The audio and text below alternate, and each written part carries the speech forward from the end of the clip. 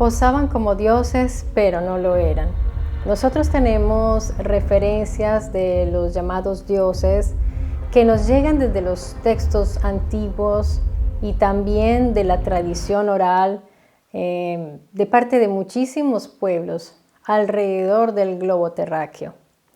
Pero ¿quiénes eran estos individuos a los cuales los pueblos muy avanzados, además, las antiguas civilizaciones rendían homenaje y hasta llegaban a sacrificar animales y personas y a llevar sus mejores tesoros reservados a estos individuos? ¿Quiénes eran?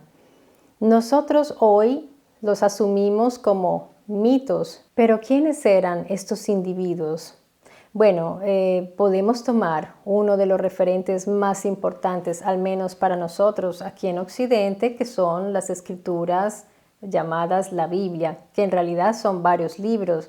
Si tienes una Biblia a la mano y puedes leer conmigo en el libro de Éxodo, el capítulo 15, del versículo 3 al 7, hay un fragmento donde dice: Jehová es varón de guerra, Jehová es su nombre. Aquí estamos hablando de Jehová, pero en realidad Jehová es la latinización del nombre hebreo Yahvé, del cual tenemos en las escrituras el tetragrama, que son estas 3 letras consonantes. Bien, aquí dice que es un varón de guerra. Realmente no le veo un atributo espiritual a esta frase, que es bien interesante. Varón, además, tiene una connotación también masculina. Me parece que está muy claro aquí quién era Yahvé. Y si nosotros vemos todas las narraciones de los primeros libros bíblicos, pues nos damos cuenta que ahí se están nombrando, realmente son unas batallas y unas gestas, y se habla de este Yahvé como un comandante. Y si nos ponemos a ver bien, en la Biblia no era el único Elohim, Yahvé. Había varios, al menos era una decena de ellos, porque están los nombres en la Biblia de estos Elohim. El término Elohim es el término que se está traduciendo como Dios, y no se debería poner una traducción, porque no sabemos ni qué es o a qué se refieren con Elohim. No se sabe qué quiere decir Elohim, pero a nosotros nos lo han traducido siempre como Dios, y Dios es un concepto. Y pues cuando entra la teología y la filosofía a manipular todo lo que es el significado de la Biblia, pues desde ahí en adelante ya se nos pierde la pista de quiénes eran realmente los Elohim. Pero si nosotros vemos, en la Biblia hay otros, como por ejemplo está Moloch, Astarte, Chemosh, Kosh, entre otros. O sea, realmente eran varios Elohim. ¿Y cómo eran estos Elohim? Bien, a nosotros se nos ha enseñado que Yahvé, Dios, es un Dios de amor, es un Dios, es un espíritu, es eterno, es todopoderoso. Pero en realidad la historia de la Biblia cuenta otra cosa. Yahvé era un individuo de un temperamento bastante explosivo, era vengativo.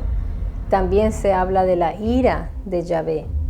Era bastante irascible, cosa por demás que hoy día, por ejemplo, la religión condena como uno de los pecados capitales. Pero el mismo Yahvé, digamos que exhibía bastante esta característica. Llegó a destruir ciudades enteras, y si vemos todas las narraciones de los libros de la Torá, pues nos damos cuenta que pues él lo que hizo fue dirigir a un pueblo para que batallara contra otros, y de un modo muy sangriento. Y si nosotros hacemos un paralelo con los dioses griegos, nos damos cuenta que no eran tan diferentes, realmente comparten todas las características. También lo que querían, lo que pedían y exigían de sus protegidos. eran caprichosos, violentos, egoístas. Nos damos cuenta, por ejemplo, que los dioses griegos, cuando querían algo, simplemente iban por esto y lo arrebataban, estos individuos. Les digo dioses, pero en realidad no eran dioses. Eran individuos de carne y hueso como tú y como yo. Y de esta manera iban y se robaban a las mujeres, tenían hijos. Sabemos también por estudios que Yahvé tenía esposa, y su esposa era Asherah, que fue en realidad su compañera y que la cancelaron prácticamente cuando, pues, dentro de todas las manipulaciones que se han realizado a los libros de la Biblia, traducción después de traducción y poniendo y quitando cosas, y mucho más atrás se escondieron todas las esculturas de Asherah y se canceló su existencia. Pero los estudiosos han ido excavando en la historia y han podido recuperar esa parte que falta, por ejemplo, en la Biblia no la encontramos. Y si vemos el dios Cronos, que se comía a sus hijos, es una imagen bastante cruenta. ¿Crees que es muy diferente al Elohim Yahvé? Vamos a ver, vamos a averiguarlo aquí. Se encuentra en Éxodo 22, capítulo 22, versículos 28 al 30. Aquí dice: me darás el primogénito de tus hijos, lo mismo harás con el de tu buey y de tu oveja. 7 días estará con su madre y al 8º día me lo darás. Pues yo me pregunto, ¿qué hacía Yahvé con los primogénitos después de 8 días de nacidos? ¿Será que los quería criar él mismo? Bueno, yo tengo serias dudas de que un varón de guerra quiera hacerse cargo de los primogénitos de los humanos, además pues que también quería los primogénitos del ganado. No es el único pasaje bíblico donde vemos que Yahvé pide infantes dentro de, por ejemplo, de un botín de guerra. Lo que no se especifica es qué hacía con estos niños, niñas y con las personas que tomaba como botín. Tanto a los Elohim como a los teoi griegos y romanos les encantaba el vino, les gustaba el vino, les gustaban las mujeres. Si tienes dudas respecto a esto, por ejemplo, tú puedes ver allí en estos pasajes bíblicos donde se cuenta que entre los Elohim había interés en las mujeres humanas y bajaron y las tomaron como sus amantes, sus esposas, y tuvieron hijos, y de allí surgieron estos híbridos, que después está la historia del diluvio para destruirlos porque eran bastante violentos y a los Elohim no les gustaba esta descendencia. Entonces los Malaquim, que estaban dentro de esta estirpe de seres Elohim, se cruzaron con las humanas y tuvieron a los Refaim, a los Nefilim y toda esta raza de híbridos que fueron bastante fuertes, grandes, porque seguramente la genética de estos supuestos dioses, que en realidad eran individuos que no sabemos cuál era su naturaleza y qué genética tenían, pues el resultado fue este. Y historias de gigantes las vemos en muchas culturas también. Esta misma historia se cuenta en muchas. Y por otro lado están también los sumerios con sus dioses, los egipcios. En realidad, si vemos en todas las culturas, se está hablando exactamente de los mismos individuos que vinieron, quién sabe en qué cantidad, en qué número, y que se distribuyeron por varias partes de la tierra.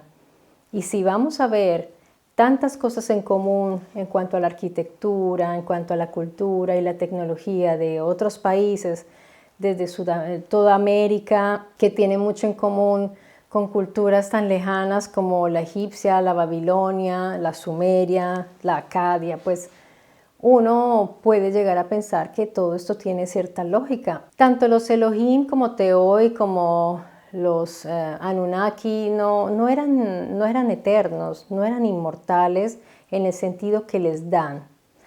sí son inmortales si nosotros pensamos en la, digamos, nuestra visión del tiempo, porque nosotros vivimos muy poco en realidad, aunque mucho más atrás, a los inicios, cuando el ser humano estaba apenas construido, que fue hecho, realmente se le dio este aporte genético que duraba muchísimo, y lo vemos en la Biblia, duraban hasta 800 años. Ya cuando los Elohim decidieron dejar de aportar su ADN o Selem a los humanos, es cuando ya empiezan a morir, por temor a que los humanos se volvieran una amenaza para ellos, porque ellos tenían miedo de que los humanos pudieran rebelarse y pudieran volverse como ellos, tal como lo dice en la Biblia. Por eso fue que los echaron del Gan Eden, no fue porque hubieran cometido un pecado.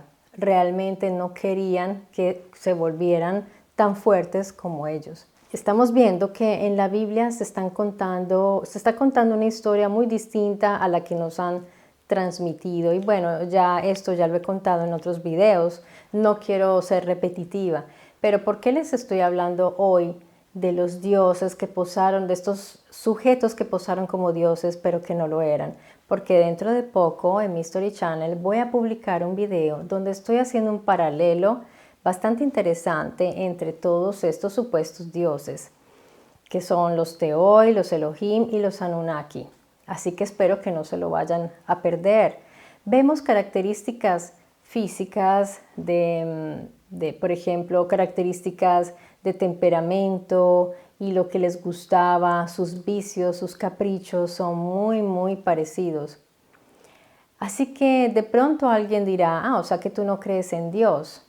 La creencia en Dios es algo independiente a todo esto, porque según lo que he ido estudiando, leyendo, lo que he ido descubriendo, leyendo los libros de Mauro Biglino, que es este estudioso, traductor, estudioso de las escrituras, y otras personas que se están interesando mucho en este tema, pues me di cuenta que mi creencia, porque yo soy una persona creyente, no tiene nada que ver con el libro escrito por un pueblo y para un pueblo, que en ese tiempo era el pueblo hebreo, y una familia específica que le fue dada a este Elohim, Yahvé, le fue dada a su cargo, como otros Elohim fueron encargados a tener bajo su custodia otros pueblos. ¿Quién les daba estas tareas?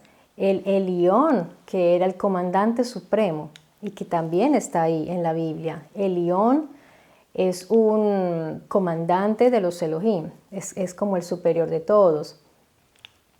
Así que estamos hablando, vuelvo a recalcar, de individuos físicos y concretos, y pues no puedo pensar que Yahvé y todos estos Elohim sean dioses espirituales y que Yahvé sea el Dios todopoderoso. A un cierto punto de la historia se escogió a Yahvé, y esto es algo que se está analizando y se está estudiando. ¿Por qué Yahvé? ¿Por qué Yahvé? Porque Yahvé no era el Elohim más importante de todos los que estaban. Así que la pregunta es ¿por qué? Porque en un cierto punto de la Biblia Yahvé se vuelve el único, ¿no? O sea, el más importante. Esto, por ejemplo, me hace un poco también pensar en ese momento en el cual los europeos llegan a nuestro continente, al continente americano.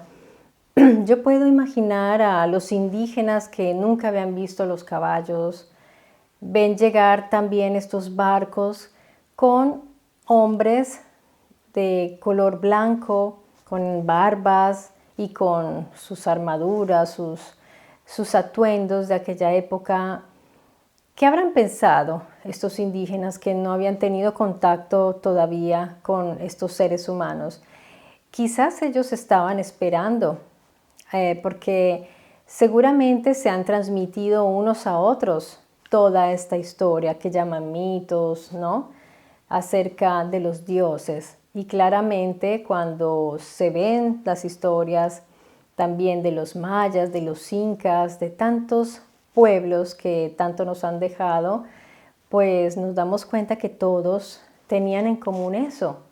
Y todos estos dioses venían siempre de allá, de las estrellas, y ellos buscaban siempre lugares altos como para esperarlos. Y cuando realizaban todos estos gráficos enormes en el desierto, no lo hacían para que lo vieran desde la tierra, porque de hecho no se sabe ni cómo los hicieron, tenían que haberlo dirigido desde arriba. En fin, amigos, yo pues cada día más ahondo en este tema, más pruebas encuentro de que sí hemos sido visitados. No sé si son otros seres humanos, no sé si son otras criaturas, pero lo que sí sabemos es que para los Vedas había otras razas. Y también hay un pasaje bíblico que en este momento no me viene en mente, que confirma que hay más criaturas en el universo. Y me parece que es lógico pensarlo también, porque el universo es inmenso, no sabemos si tenga un límite o no, pero con todos los sistemas que hay y que no conocemos, pienso que lo más probable y lo más coherente es que haya vida allá afuera. Así que para mí es natural pensar que en el pasado fuimos visitados y estos son los famosos dioses. Esperen ese video porque les voy a dar algunos datos bastante interesantes acerca de sus posibles rasgos físicos, que son de pronto cosas que uno puede deducir por las narraciones de otras narraciones de otros pueblos, porque en la Biblia desafortunadamente no se nos aporta nada al respecto, no se describe a los Elohim en ningún momento. Ahora recordemos que la Biblia que nosotros conocemos está incompleta, porque hay más libros, por lo menos hay más de 11 libros que están perdidos o desaparecidos, porque no fueron incluidos, quizás no eran muy convenientes, no eran coherentes con la narrativa, de manera que fueron excluidos. Y no hablo solo de los apócrifos que conocemos. Hay otros libros también y están mencionados en la Biblia. Por eso sabemos que no están. ¿Dónde están esos libros? ¿Quién sabe? Y quién sabe si allí haya respuestas de todas estas cosas. No lo sabemos. Lo que sí sabemos es que nos veremos muy pronto aquí en mi History Channel, seguramente con historias interesantes. Y yo espero que a ustedes les guste los temas que estoy trayendo. Si no es así, pues manifiéstenme qué otros temas quisieran que tratara y yo quedo muy pendiente al respecto. Amigos, yo les mando un gran abrazo. Cuídense mucho y hasta muy pronto.